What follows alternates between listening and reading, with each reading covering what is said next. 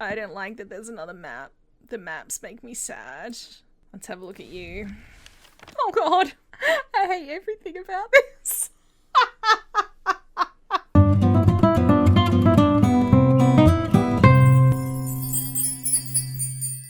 Hi, this is Cass from Aussie Cass Plays and welcome back to Strange Antiquities. We are about to start day 7.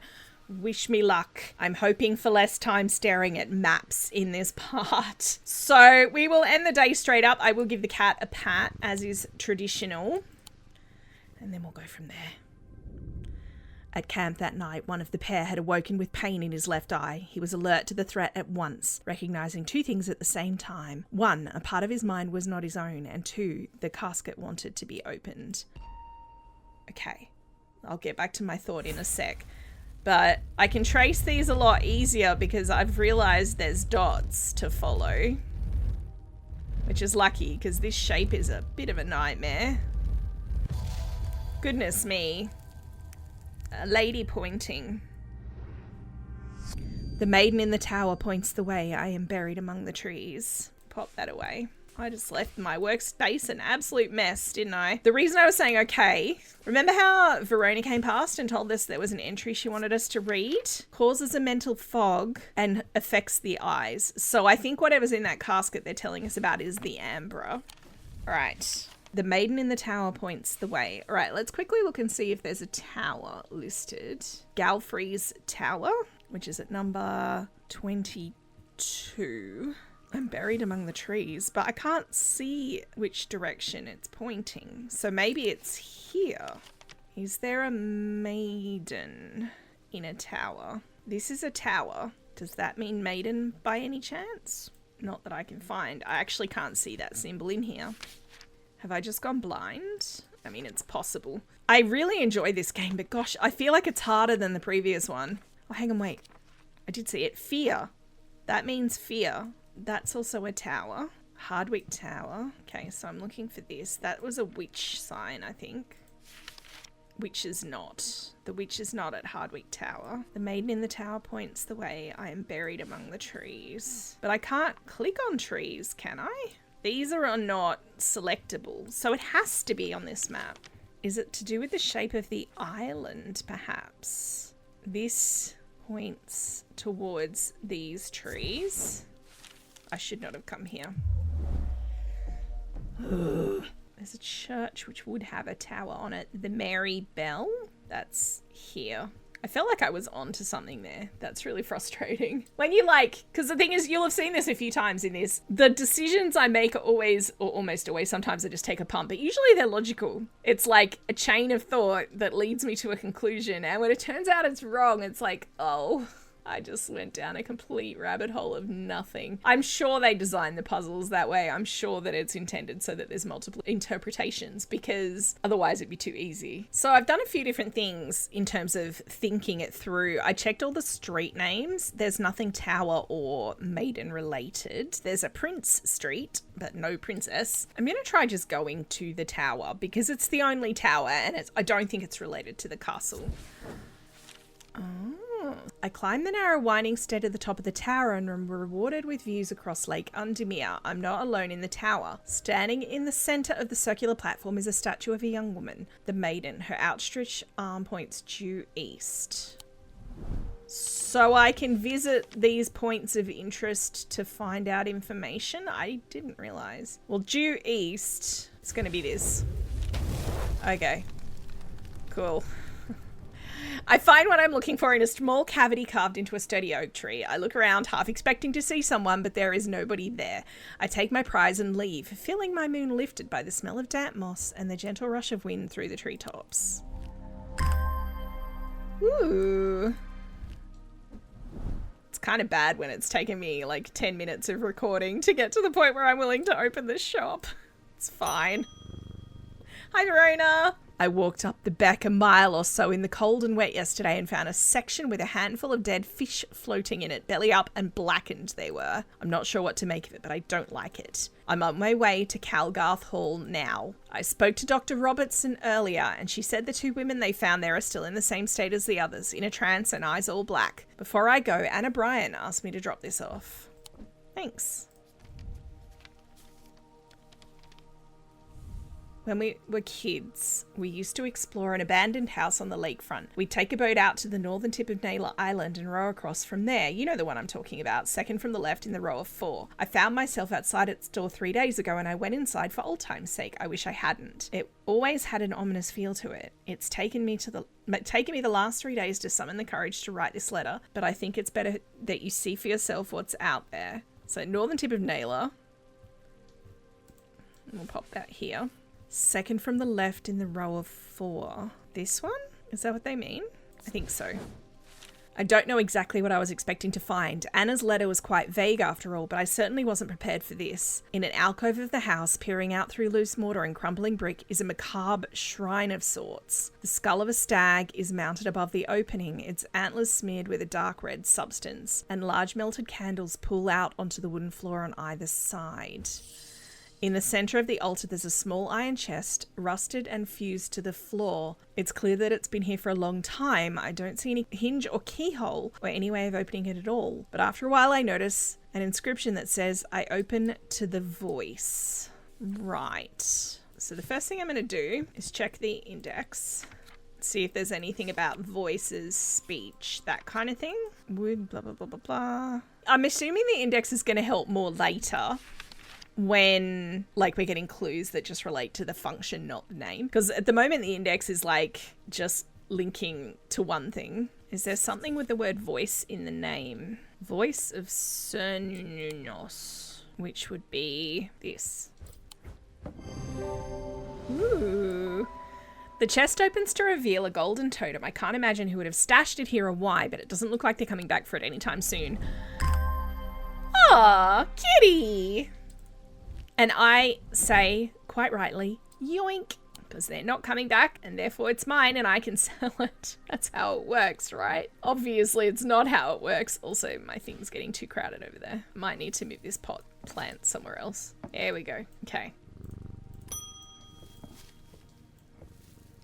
Lester Crowley. I apologize if this inquisition is an imposition to your disposition. Oh God. It is not my intention to bring to your attention a matter of contention. I have an inclination to perform an incantation of flirtation for your part a leaden heart of the Thormic art. I hate everything you just said to me because you made me say it out loud, sir. Lead heart. They depict the god Cernunnos in his non-human form. They're heavier than they look due to a core of lead hidden by a more modest exterior. Okay. It's probably going to be this. Let's check the weight. Oh gosh, you are heavy. More than 2 pounds. Cernunnos is a horned god. I'm not seeing anything else that it looks like it could be. Okay.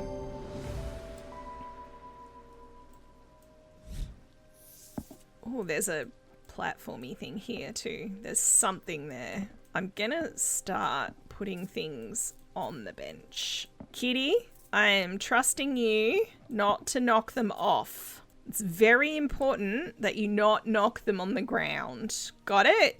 Thank you. Angus Eaton. Oh, you're not Eli. I'm returning an item he asked me to repair. The mechanism was mangled, but I've replaced all the springs and given it a clean. Good as new. Great.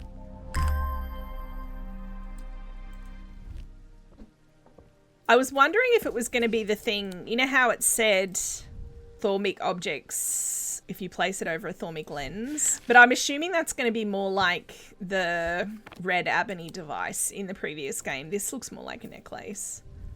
Nothing to remark. Smooth gold. I mean, it's a pretty benign looking little necklace, really. I'll just add it to my necklace collection, I guess. Oh, the boss is back. Hey, boss! It wasn't my intention to leave you unattended this long, but I'm afraid I'm going to need to rely on you for a little longer. The Order of the Black Veil seemed more concerned by the ravens than the black-eyed state that Mr. Hungerford was found in. They said it would take a very powerful force indeed to upset them like that. Unfortunately, they either weren't able or weren't willing to talk any further on the subject. I was hoping to avoid it, but I must go to Oxford and the Bodleian Library. I'll be gone for a few days at least, perhaps longer, but you seem to be handling yourself well here. I don't don't see eye to eye with the head of collections of the Bodleian, but I know he takes an interest in horticulture. I will take him a Scythian charm to smooth things over between us. You don't see eye to eye with anyone, boss. You might want to think about that. Just saying. Older Scythian charms are carved out of wood, but the more powerful designs make use of the planetary metals. No two are identical. They're used by horticulturalists to encourage stubborn plants to thrive. They change with the weather, usually quite cold, but warm and tingly to the touch while it's raining. I was wondering if it was going to be this. Is it warm and tingly right now? Yes, it is. Done. Alright. He doesn't mind that I'm rearranging the shop and opening all the secret things, right? Sure, that's fine. Francesca Robertson. Oh, she's the one that she's looking after the patients with the eyes. I'm at loss with these patients. They aren't responding to anything I've tried so far, and I haven't been able to find anything in the literature that fits their symptoms. I'm finding that they become violent if they aren't restrained, and they're always trying to leave. If nothing else, Stranthium tea from a restful mether might get a moment of lucidity out of them, but if you've got any ideas, then I'm all ears. Restful mether or witch's finger. A mether is a thaumaturge's link to the inner mind. A hot tea made from the Dranthium plant is drunk from them, taking on a different properties depending on the type of mether. The particular type can be used to enter a meditative state and bypass the rush and clatter of consciousness, promoting clarity of thought. I'm trying to do a good run here, so this feels like not great. Inflicting pain to purify the body, a last resort that has cured some and finished off others. I think I'm gonna go with the nice one, and it's clearly one of my cups. This one maybe? A sharp aroma, gold paint. Oh no, it does show that it's got extra handles. This one's got extra handles. Wood, purple gemstones. A thaumaturge's link to the inner mind. Let me just look up those gemstones real quick. It's amethyst, I just don't know what it means. Iolite, calming stone of peace and safety. It looked like amethyst, or a stone of containment. Maybe it's iolite. Maybe it's both, actually. It looks like two different types. Dark purple. Oh no, they are all giving me the same description. Iolite is dark purple. A calming stone of peace and safety. It could also be this one, this particular type, because this is not showing gems. I don't know. I'm going to go with this because it's restful and it's calming. Okay. Thank you. Have a good day. Good luck with your patients. Rebecca Rose is back. I've come to thank you for sharing the wonder of the Aries remnant with me. It's changed my life. I'm still getting to grips with it, but I'm already feeling my way back to painting again. Thank you. Aw, that's nice. All right, we'll end the day. He knew what he had to do. Without hesitating, he took hold of his diverging hook and used it to cut away the infected part of his mind before it could spread and consume him entirely. I mean, that's one way to deal with your problems. All right, we're following the dots. It's a tower.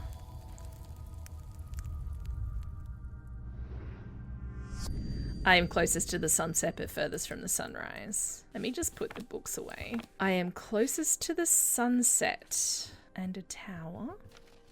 And north is actually this way, so that's west. So closest to the sunset would be this one. So this set of stairs here, which would lead to this.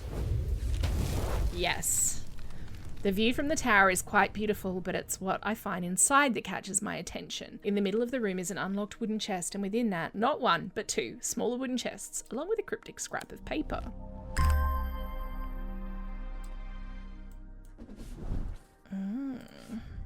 Something by a Dionic seal. I'm guessing protected by a Dionic seal. Object made from silver. Something a Dionic field.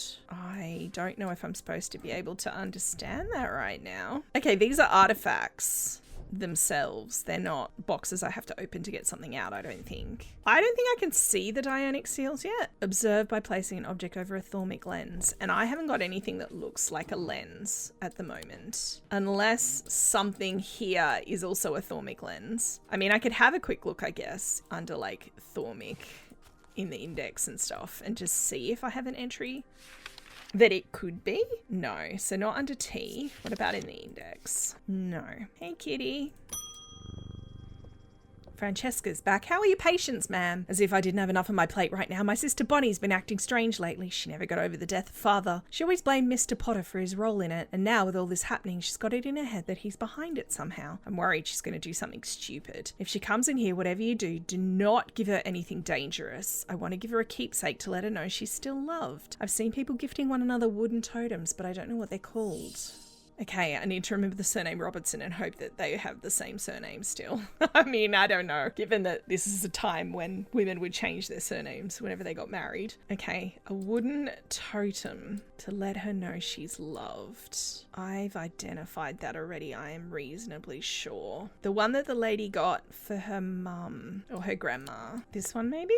The Selenic totem. Is this wood? Oh, it is wood. Let's try that then.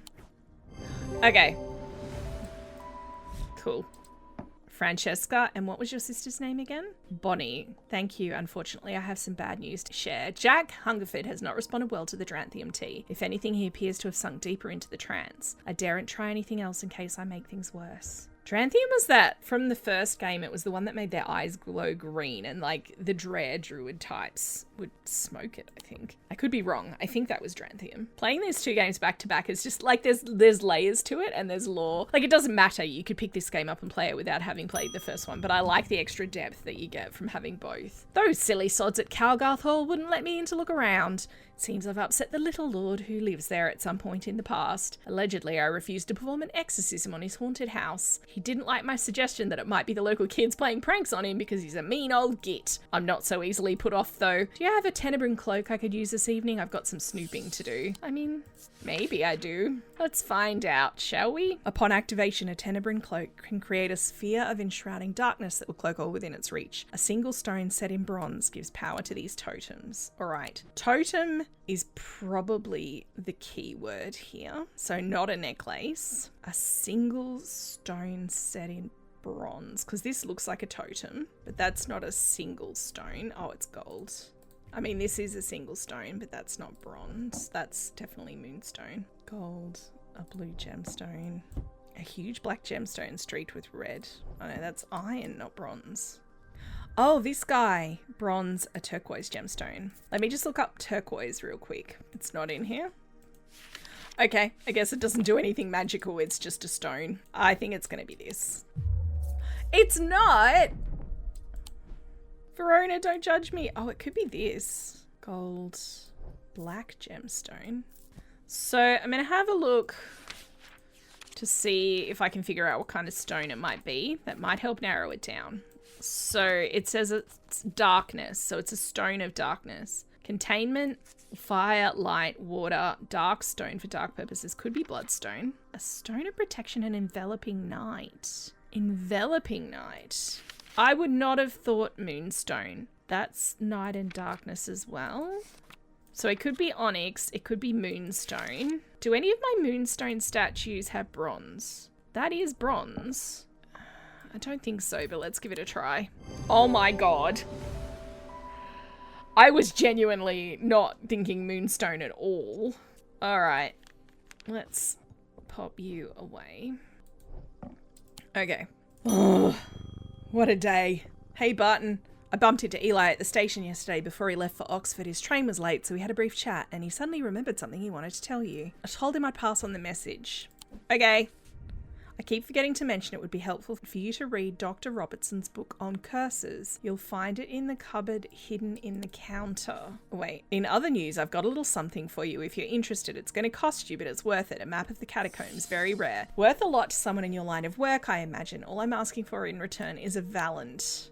This game is so complicated compared to the first one. I'm starting to actually wonder if 2 days per episode was ambitious. Do you know what I mean? The holes in a Valant are roughly equal size and spacing. They're used by the adventurers to help them find their way. A curious pulse can be felt where its power concentrates. So it's something with holes, like this thing. A pulsating power, like a beating heart. Okay, so it's you.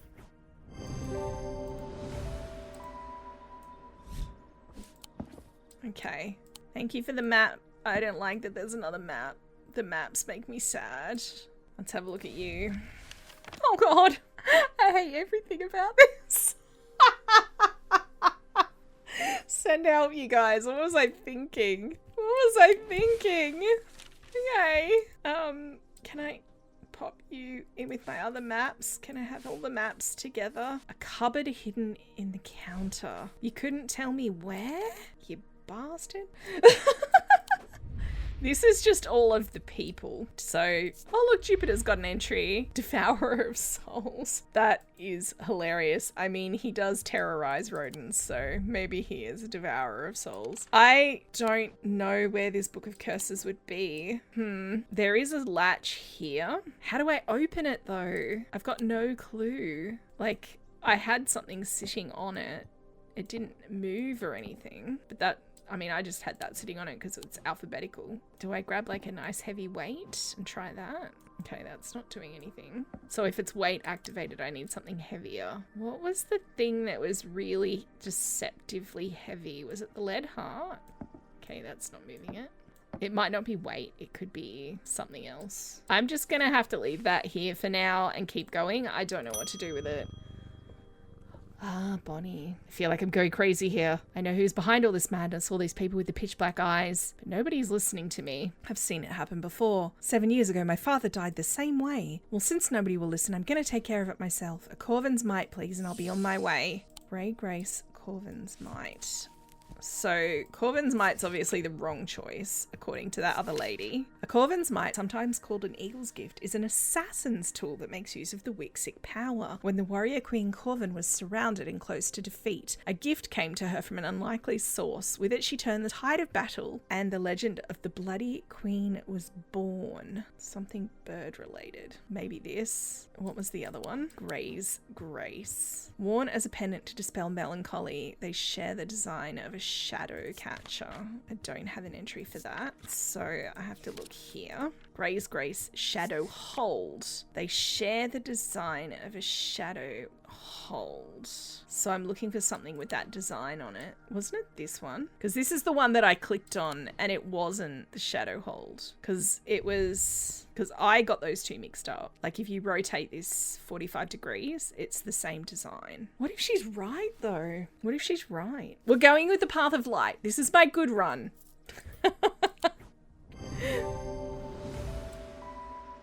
Okay. Don't insult me, Thaumaturge. This isn't some depression that can be cured with your little trinkets. I will get hold of a Corvin's Might. She didn't buy it for a second. Rightio. That went well. I like them having a bit of space, but it's getting a little crowded. I might have to consolidate on this side, I think. Put all of the pendants along the top here or something and combine everything. But that's all right. I'm going to end this part here. I'd love to hear what you guys think in the comments down below. I'm scared of the number of maps. I am. And the number of books. I'm genuinely scared. And I'm scared to take a break from recording these because I'll forget the details next time. Because that happened when I started recording part 3. I was like, how does this game work again? Because it had been weeks because of Christmas and New Year's between the parts when I recorded them. I don't know. Anyway, I'd love to hear what you think. If you've enjoyed, please like and subscribe and all of that stuff. Don't forget to wash your hands and I will catch you next time. Thanks for watching.